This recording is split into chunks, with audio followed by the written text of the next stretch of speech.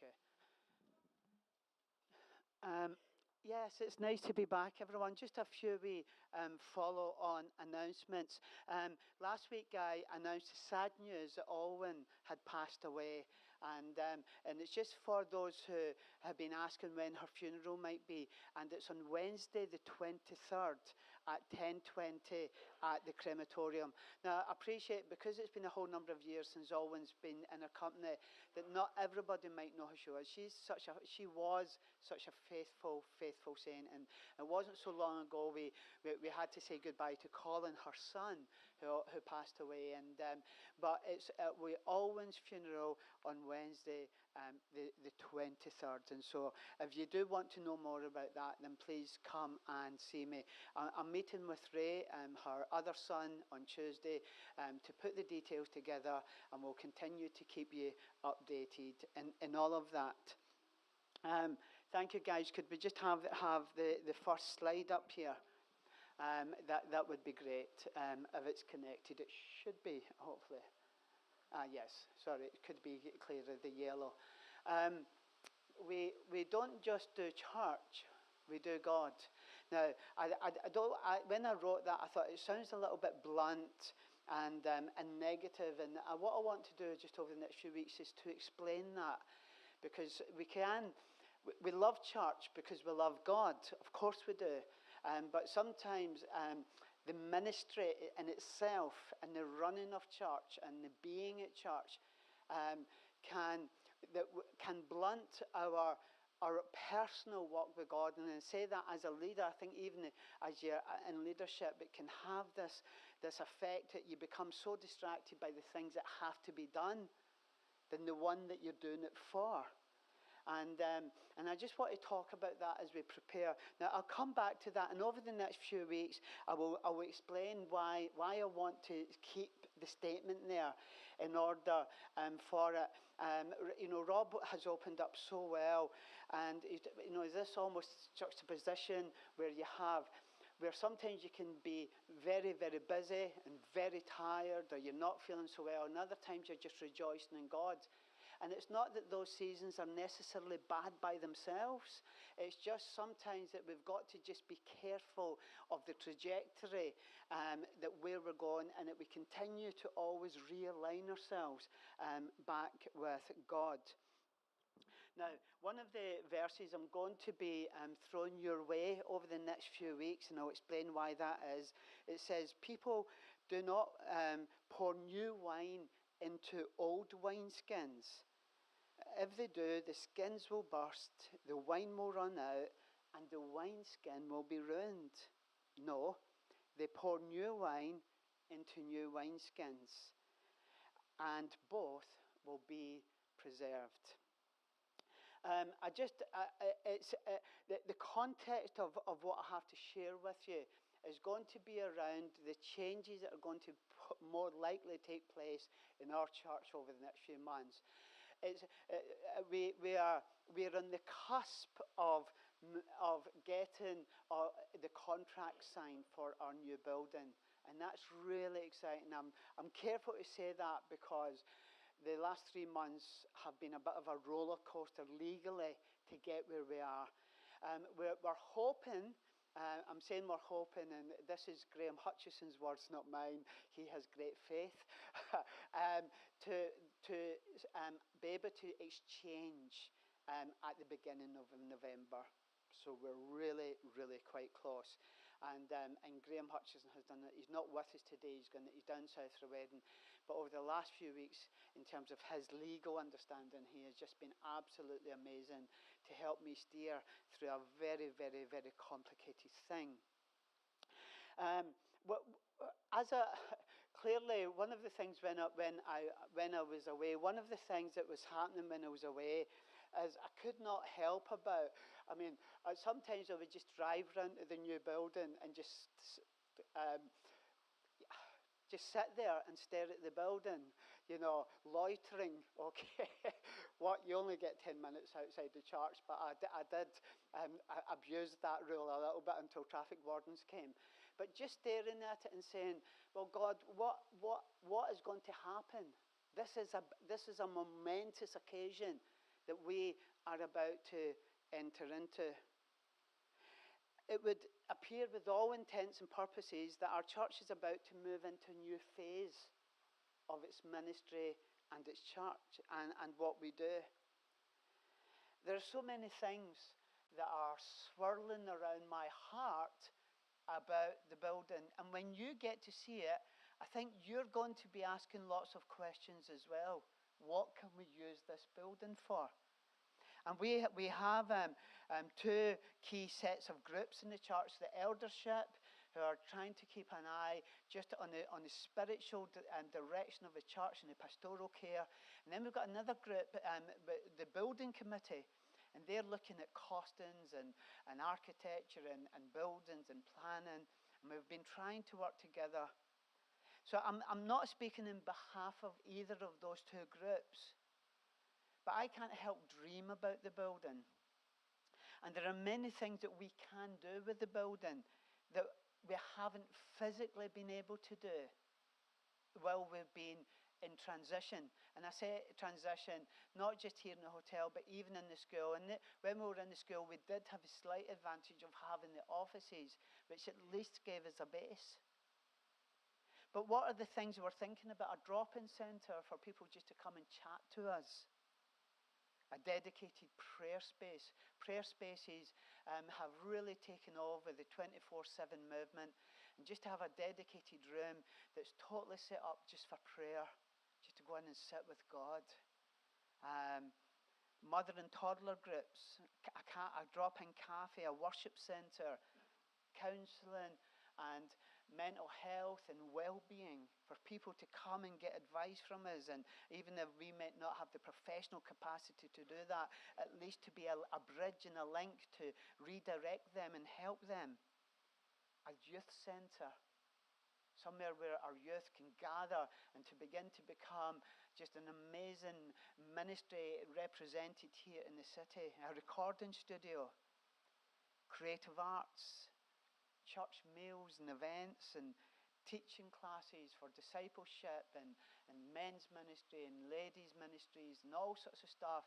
I can't help not dream a little bit. And I know that it's going to be a whole number of years before we can't do all of those things straight away, so we just have to try and target what we want to do. We will consider all of those things, and that's my I'm scared to hear what your list is, because that's going to double the list. We will consider each and every one of them. But I want to keep things in context here. That these ministries in and themselves will not make our church a better church. Because none of them in and of themselves will necessarily bring us closer to God. Not if we understand the true meaning of church.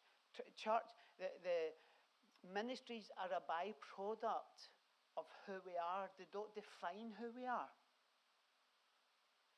And there are two prime directives that come out of Jesus' mouth that I want to focus on over the next few months, to make sure that we are not just taking the old wine into the new wineskins, but all of us have a chance to reassess. And coming back to that amazing introduction from Rob, to make sure that we have that connection when we walk into the house of the Lord, that we are connected to things that are supernatural and spiritual and ooze from heaven.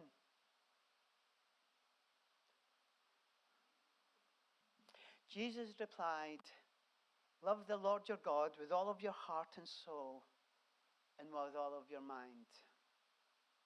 And the second is love your neighbor as yourself.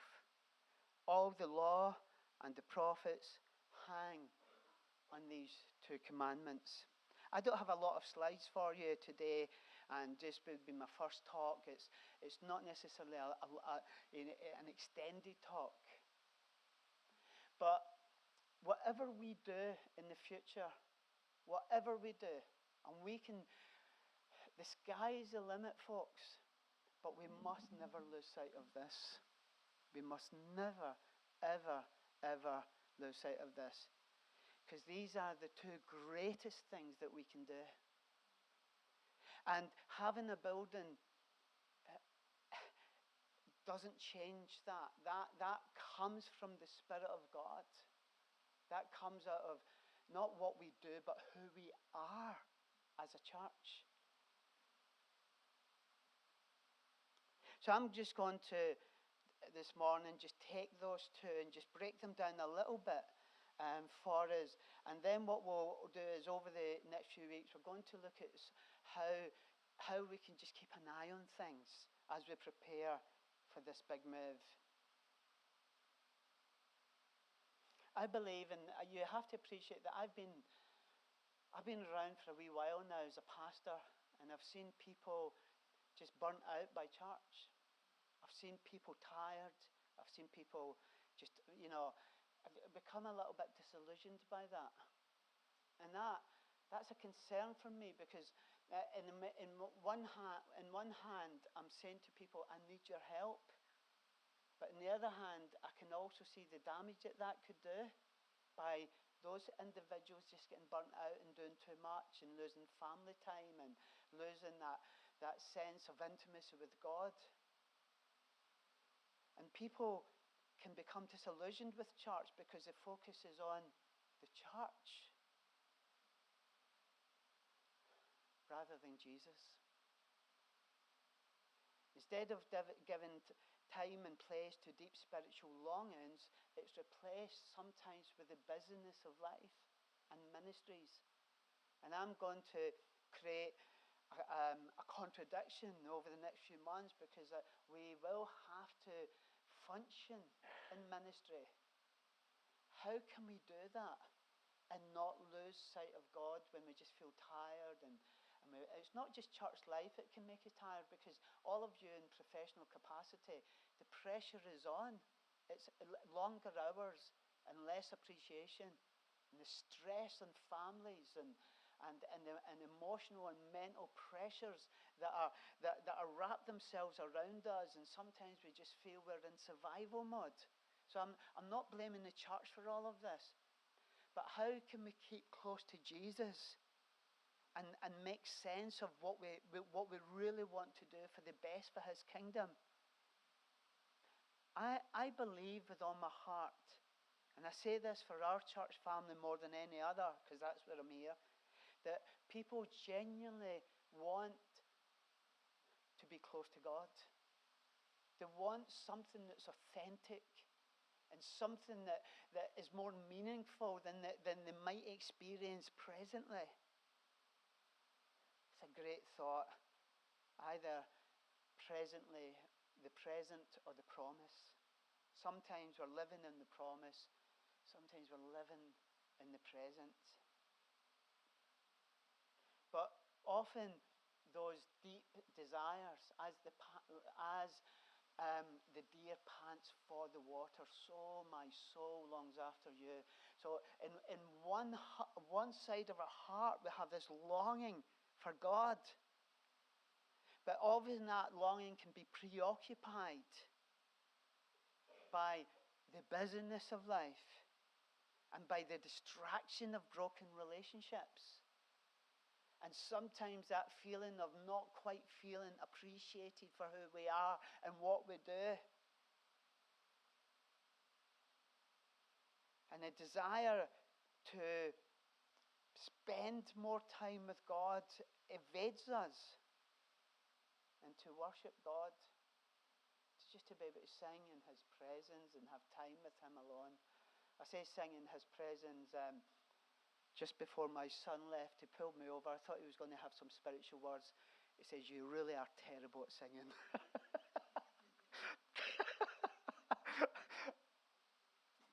I'm sure God enjoys it. I wasn't offended. It was only telling me what I already knew. And how can we capture God? Especially And this is my worry as a pastor, and I'm not saying I have an answer for this. How can we capture God when sometimes we're struggling with the present workload, when I think that our workload might increase? That's a nervous place for me to be as a leader. And yet I know that we're on the right path. I know we're going in the right direction. But how are we going to manage this new layer of expectation when there's so many other things beckoning for our time and our attention?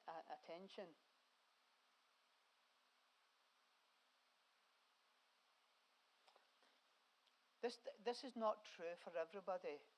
It's probably true for most of us at different seasons in our life. But sometimes our relationship with God gets to a bit of a standstill. It becomes static, and our spirits just feel a little bit dulled. And boredom with the faith, and with the word, and with church kind of sets in. And it turns to that feeling of aimlessness, that we're just going from one week to the other. And I don't want to be too negative a picture in that, because I know that those moments are seasonal. But it can, and it does happen. And it's so easy to do church and miss out on God. It's so easy to do church and miss out on God. And the enemy of our soul wants us to be slaves to the ministry instead of sons to the master.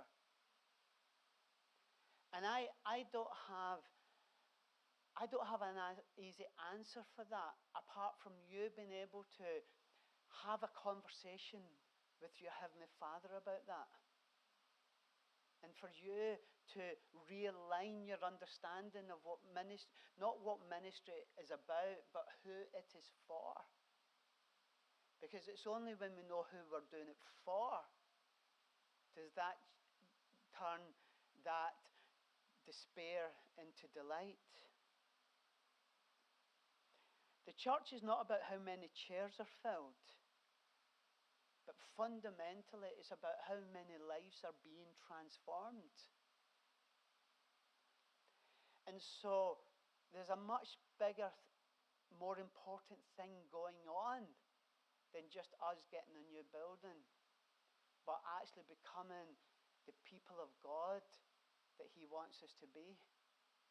There's no doubt about it that getting a building in this time, in this season, is just absolutely fantastic news. It's so exciting. But it's not the answer for those people who are already overworked. It's not the answer for those people who are feeling a little bit disorientated and disillusioned. There has to be something more before we step over the Jordan, before we step into the promise, into the promises of God.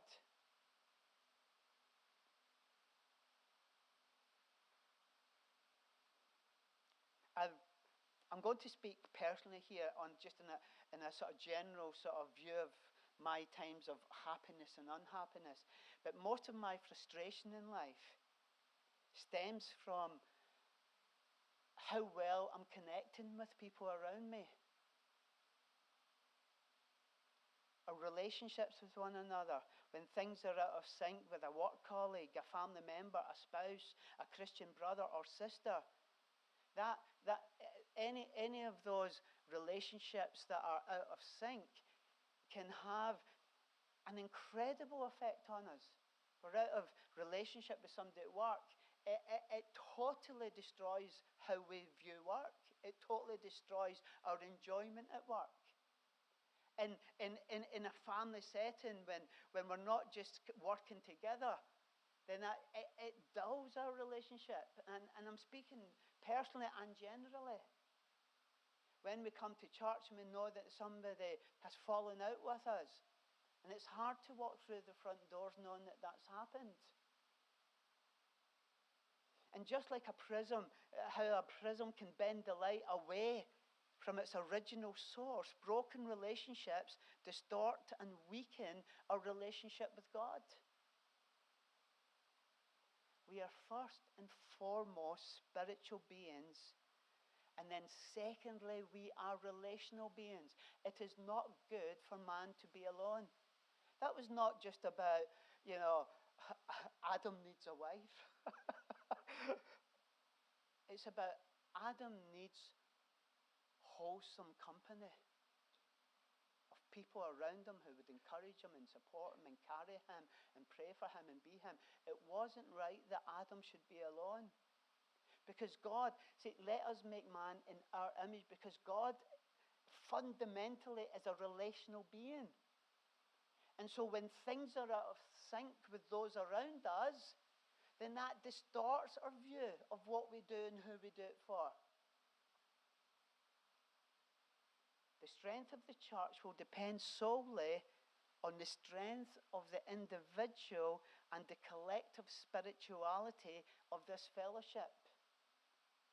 The strength of our church is not because we are going to be getting a new building soon.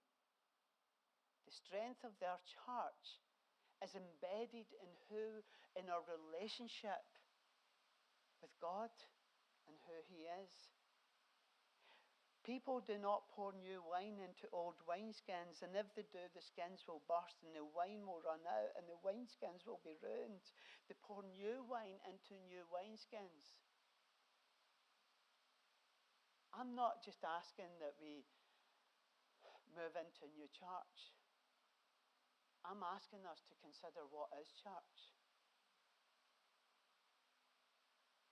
God isn't looking for a trendy church that will gather people. He's looking for a transformed people who will transform cities.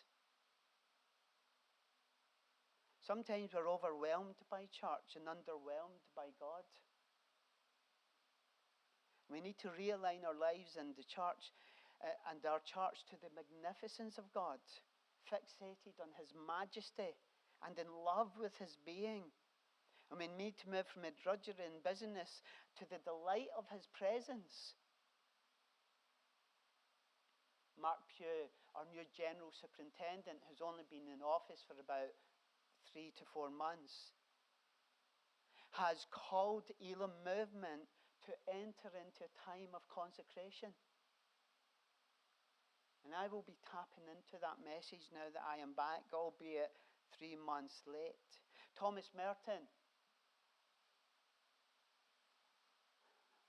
60 years ago, says, if you attempt to act and do for others or for the world without deepening your own self-understanding and freedom and integrity and your capacity to love, you will not have anything to give others. You will communicate to them nothing but the contagion of your own obsessions and aggressivity, your own ambitions, your own delusions, and your own ends and your own means. But when we are filled with the love of God, it changes our environment and our view of ministry. Sidlow Baxter, a great preacher in Rose Street Chapel in Edinburgh, one of the finest preachers of the last 100 years in my estimation. Consecration constitutes unconditional surrender, which is also the road to complete and total victory. True consecration to Christ simplifies life, for it leaves the management to Him.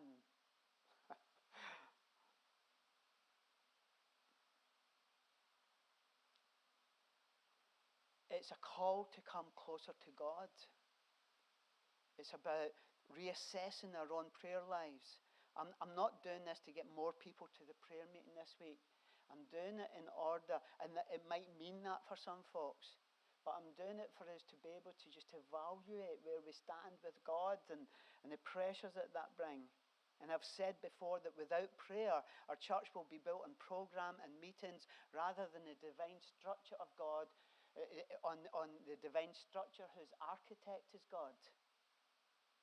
Without prayer, the father becomes Pharaoh and the sons become slaves. Our Christian life becomes one of duty rather than devotion. Ministry flows out of God's presence. It's not a result of ministry. His presence is not a result of ministry. Ministry is a result of being with Him. We draw to a close.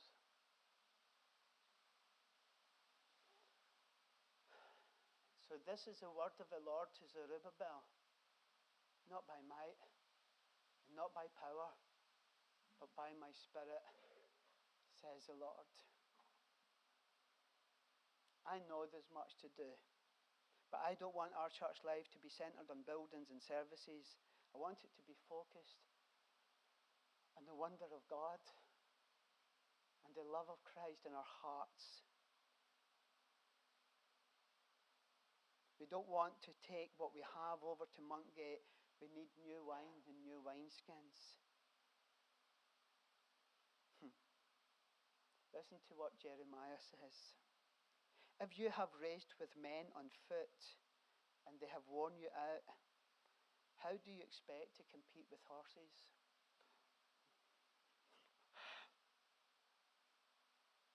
This is the answer to Jeremiah's dilemma. This is the answer. It is not by might and it is not by power, but it's by His Spirit. So I think over the next few months before we move in, that we move up. That we move up. It's a preparation for something glorious and magnificent that I think God is going to do with our fellowship. Whenever the people of God were going to battle or going to meet with God at the mountain, God always used this phrase, tell the people to consecrate themselves. Tell them to consecrate themselves. And we need to find out what that looks like. I've not come here with A, B, or C. I've asked us just to have a think about what the next season might look like. Thank you so much, and God bless. It's good to be back. It's good to be back. Right, you're going to lead us. Thank you. Have we taken up our offering? I can't remember. So we'll take up our offering as Naomi leads us into a time of worship. Shall we just stand? Actual fact, where are we? We've got 5 minutes, Naomi. So shall we just stand? And what I would like you to do before Naomi leads us into this song, I'd love you to take just a few minutes to talk to God, what I've just talked to you about. Now, it might resonate with you, or that might not be where you be. I understand that sermons land on different people in different seasons. But I'd love you to just talk to Jesus about what this might mean. It might be nothing at all about the building, but the season that you're in, it just might be this season.